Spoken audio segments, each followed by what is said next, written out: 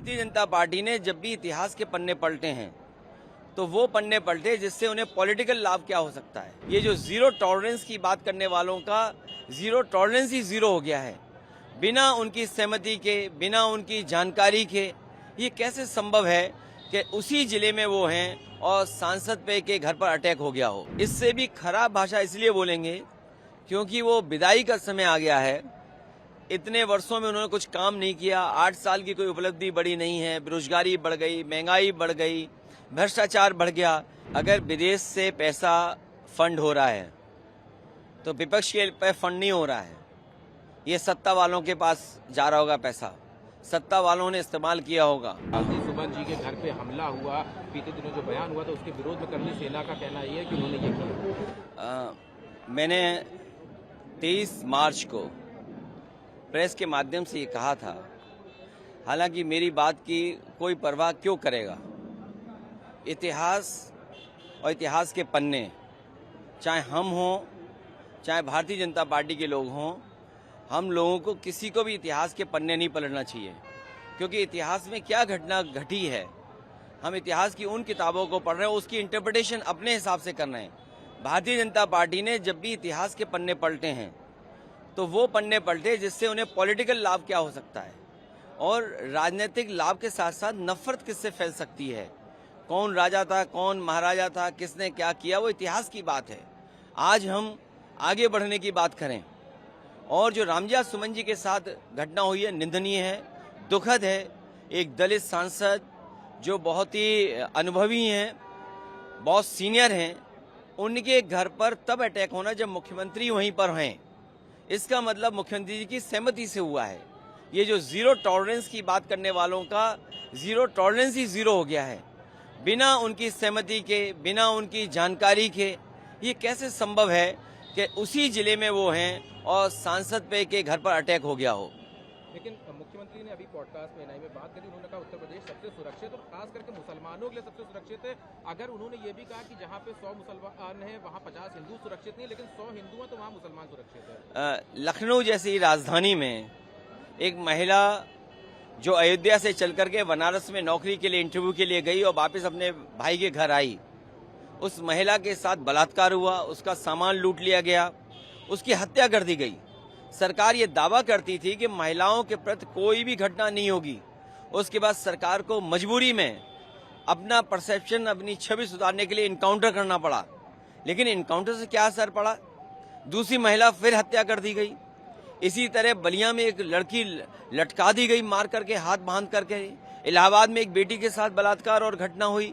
कौन सा जिला नहीं है जहां पर इस तरह की घटनाएं न हो रही हैं। और फिर उन्हीं के सहयोगी दल के विधायक ये कहते हो कि भ्रष्टाचार पुलिस का है, थाने में लूटा जा रहा है, बेईमानी हो रही है।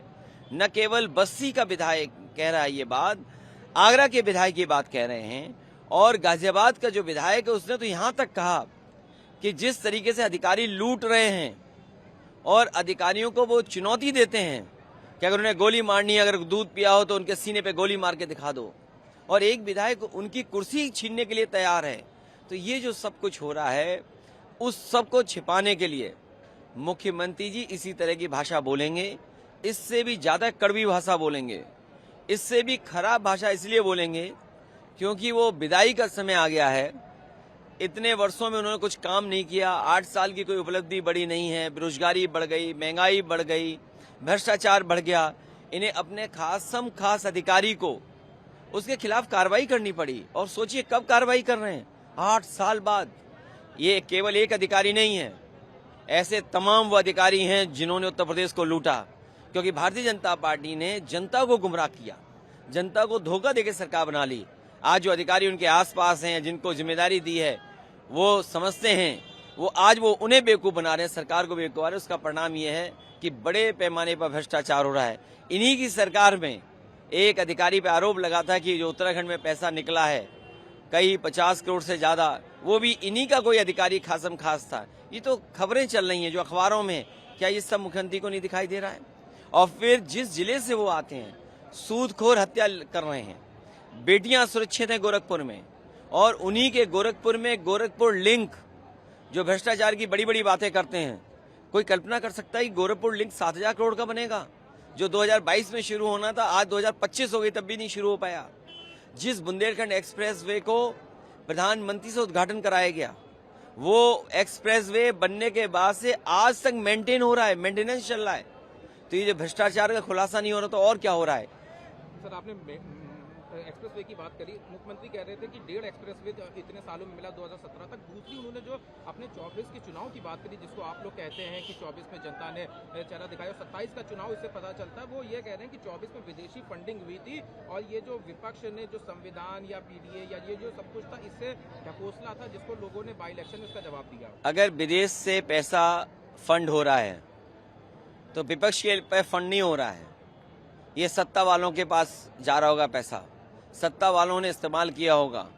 कोई कमजोर आदमी को फंड नहीं करता है।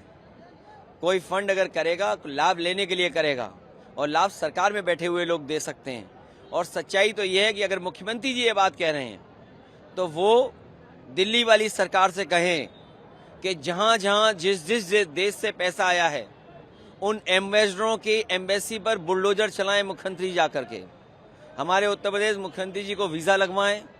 जिस देश से पैसा आया है भारत में, उस देश में जो हमारे भारत की एम्बेसी है उस पे योगी जी को भेज करके बुलडोजर चलवा दो। आखिरी सवाल है, मुख्यमंत्री से जब अयोध्या और इसका जिक्र हुआ तो उन्होंने कहा काशी में हाईकोर्ट कोर्ट का मामला है, वरना हम उसको भी वो मथुरा हम ले चुके होते, मथुरा में कोर्ट में मामला चल रहा है। ये जाने का जो डर है, जो विदाई का डर है, इसलिए इस तरह की भाषा इस्तेमाल की जा रही है। ये समय जो जनता ने 8 साल खोया है, इसका जवाब क्या देगी सरकार?